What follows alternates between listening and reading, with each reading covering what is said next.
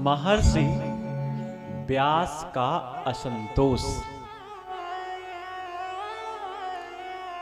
वेद व्यास को एक बार असंतोष हुआ इस बात से कि ऐसा लगता है कि हमने जीवन में कुछ किया ही नहीं। और ये असंतोष सबको होता है। एक विद्यार्थी को भी जीवन में असंतोष होता है कि लगता है हमने बहुत पढ़ाई नहीं की। एक व्यापारी को तो पूरे जीवन भर असंतोष रहता है कि हमने तो अच्छा व्यापार किया ही नहीं। एक अच्छे बालक को जीवन भर असंतोष रहता है कि हम कभी माता पिता के लिए बहुत अच्छे बन ही नहीं पाए, प्रयास तो हमने बहुत किया। तो कितना भी व्यक्ति कुछ कर ले, लेकिन असंतोष नाम की एक ऐसी चीज है जो व्यक्ति से जुड़ी हुई रहती है, उसका पीछा ही नहीं छोड़ती। वेद व्यास को भी असंतोष हुआ कि मैंने इतने ग्रंथों को लिखा, इतने पुराणों की रचना की, और फिर भी मन खुश नहीं है।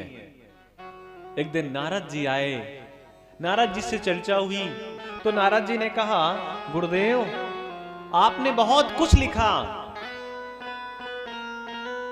शिव की कथाएं लिखी, गणपति की कथाएं लिखी, सूर्य की कथाएं लिखी, वराह की कथाएं लिखी, सब देवताओं की कथाएं लिख डाली आपने, लेकिन कृष्ण की कथाएं आपने विस्तार से नहीं लिखी। आपने गोविंद के गीत लंबे समय तक नहीं गाए। अगर गोविंद को गुनगुनाया होता तो आपको असंतोष नहीं आता। किसी तीर्थ स्थान की निंदा कभी नहीं करनी चाहिए, लेकिन अयोध्या द्वारिका से पहले है, वृंदावन से। राम का जन्म पहले हुआ है, कृष्ण के आने से पहले। लेकिन जितनी मस्ती, जितना भाव वृंदावन में होता है, थोड़ा सा कम अयोध्या में तो रहता है, थोड़ा सा। किसी की श्रेष्ठता कम नहीं है, लेकिन वृंदावन का एक अपना महत्व है। तो वृंदावन का महत्व क्यों है?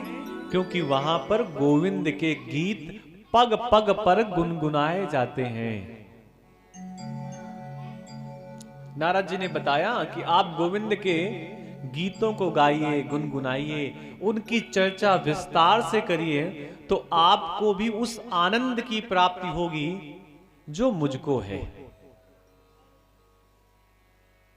और फिर 18वें पुराण के रूप में वेद व्यास ने श्रीमद् भागवत कथा की रचना की, जो हम लोग श्रवण कर रहे हैं। महाभारत की कथा